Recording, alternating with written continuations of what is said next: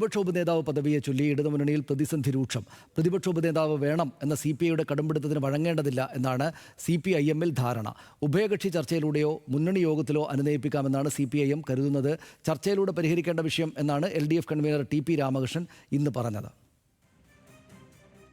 CPI ഇവിടെ പ്രതിപക്ഷ ഉപനേതാവിൻ്റെ സ്ഥാനത്തിന് വേണ്ടി ഒരു ആവശ്യം ഉന്നയിച്ചു. ആ പ്രശ്നങ്ങളെക്കുറിച്ച് ഇപ്പം പ്രതിപക്ഷ ഉപനേതാവിനെ തീരുമാനിച്ചു കഴിഞ്ഞിട്ടില്ല.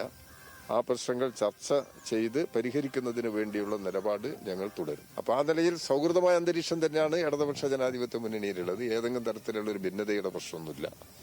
ഇപ്പം ഇങ്ങനെ ഒരു പുതിയ പ്രശ്നം വന്നിട്ടുണ്ട്. ആ പ്രശ്നത്തെക്കുറിച്ച് പരസ്പരം കൂടിയാലോചിച്ച് പരിഹാരം കാണുന്നതിന് വേണ്ടിയാണ് ശ്രമിക്കുന്നത്. തർക്കത്തിൽ പരിഹാരമുണ്ടാക്കാൻ കഴിയുമെന്ന് ബിനോയ് വിശ്വം പറഞ്ഞു. ഏത് പ്രശ്നങ്ങളും തീർക്കാനുള്ള രാഷ്ട്രീയ ഇച്ഛ ഇടതുപക്ഷത്തിനുണ്ടെന്നും ബിനോയ് വിശ്വം ഇന്ന് പറഞ്ഞു. എല്ലാത്തിനും പരിഹാരമുണ്ടാക്കാൻ കഴിയും ലെഫ്റ്റിൻ്റെ രാഷ്ട്രീയത്തിൽ. ഇടതുപക്ഷം ഒരു വെറും പക്ഷമല്ല. അതിന് രാഷ്ട്രീയ ബോധമുണ്ട്, രാഷ്ട്രീയ ഐക്യമുണ്ട്, രാഷ്ട്രീയ നിലപാടുകളുണ്ട്. അതുകൊണ്ട് തന്നെ ഏത് പ്രശ്നങ്ങളും തീർക്കാനുള്ള രാഷ്ട്രീയ ഇച്ഛയുണ്ട് LDF-ലെ ഓരോ പാർട്ടിക്കും. അത് CPI-ക്കുണ്ട്, CPM-നുണ്ട്. വിശദാംശങ്ങൾ അർജുൻ രാജ് തിരുവനന്തപുരത്ത് നൽകും. അർജുൻ, ഇതിപ്പം വലിയ തിരിച്ചടി തെരഞ്ഞെടുപ്പിലുണ്ടായതിനു ശേഷം CPM-നും CPI-ക്കും ഇടയിൽ ആദ്യത്തെ വലിയ പ്രശ്നമായിട്ട് പ്രതിപക്ഷ ഉപനേതാവ് പദവി മാറുകയാണല്ലോ ചെയ്യുന്നത്. ഇതിലിപ്പോൾ എന്തായാലും TP രാമകൃഷ്ണൻ അങ്ങനെ പറഞ്ഞെങ്കിലും CPM-ൻ്റെ നിലപാട് ഉപനേതാവ് പദവി കൊടുക്കാനാകില്ല CPI-ക്ക് എന്നതാണ്. CPI-ക്കാണെങ്കിൽ വിട്ടുവീഴ്ചയില്ല, ഞങ്ങൾക്ക് തന്നെ വേണമെന്ന നിലപാട് അവരത് ഉന്നയിക്കുന്നുമുണ്ട്. അപ്പോൾ എങ്ങനെ പരിഹരിക്കപ്പെടുമെന്നാണ് വിചാരിക്കുന്നത്? ഇത് കൂടുതൽ വലിയൊരു രാഷ്ട്രീയ പ്രശ്നമായിട്ട് വളരാനിടയുണ്ടോ?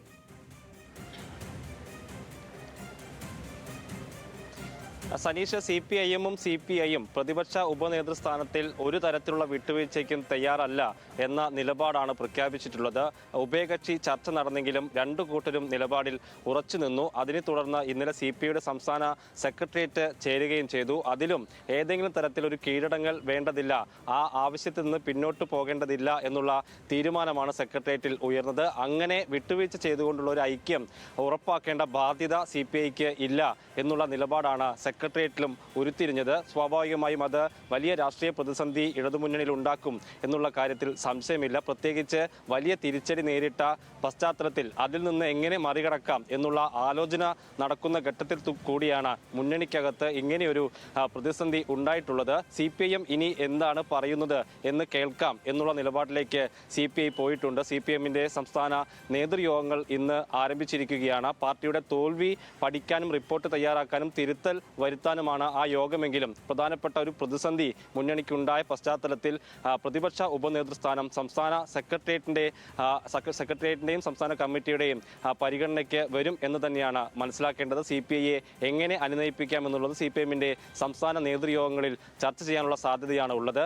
മറ്റൊരു സാധ്യത എന്ന് പറയുന്നത് CPIM-ന്റെയും CPI-യുടെയും ദേശീയ തലത്തിലെ ഇടപെടലാണ്. MA ബേബി ഈ യോഗത്തിൽ സംസ്ഥാന സെക്രട്ടേറിയറ്റിൽ പങ്കെടുക്കുന്നുണ്ട്. CPI-യുടെ ദേശീയ നേതൃത്വവുമായി MA ബേബി സംസാരിച്ചുകൊണ്ട് ഒരു അനുനയ നീക്കത്തിനുള്ള ശ്രമം നടത്തും എന്നാണ് കരുതുന്നത്. അതിനോടൊപ്പം തന്നെ ആ സാധ്യത കൂടി അടഞ്ഞു കഴിഞ്ഞാലായിരിക്കും മുന്നണി യോഗത്തിൽ ഈ വിഷയം ചർച്ച ചെയ്യുക. ആ ഘട്ടത്തിലും CPI-യെ അനുനയിപ്പിക്കുക എന്നുള്ള ലക്ഷ്യമാണ് CPM-നുള്ളത്. അല്ലാതെ ഈ പ്രതിപക്ഷ ഉപനേതൃസ്ഥാനം വിട്ടുവീഴ്ച ചെയ്തുകൊണ്ടുള്ള ഒരു തീരുമാനത്തിലേക്ക് CPM പോകില്ല എന്ന് തന്നെയാണ് പ്രതീക്ഷിക്കുന്നത്. ഈ ദേശീയ തലത്തിലെ ഇടപെടലും ഇടതുമുന്നണി യോഗത്തിലെ ചർച്ചയും കൂടി കഴിഞ്ഞാൽ CPI-യെ അനുനയിപ്പിക്കാമെന്നുള്ള പ്രതീക്ഷയാണ് CPM-നുള്ളത്. സനീഷ്.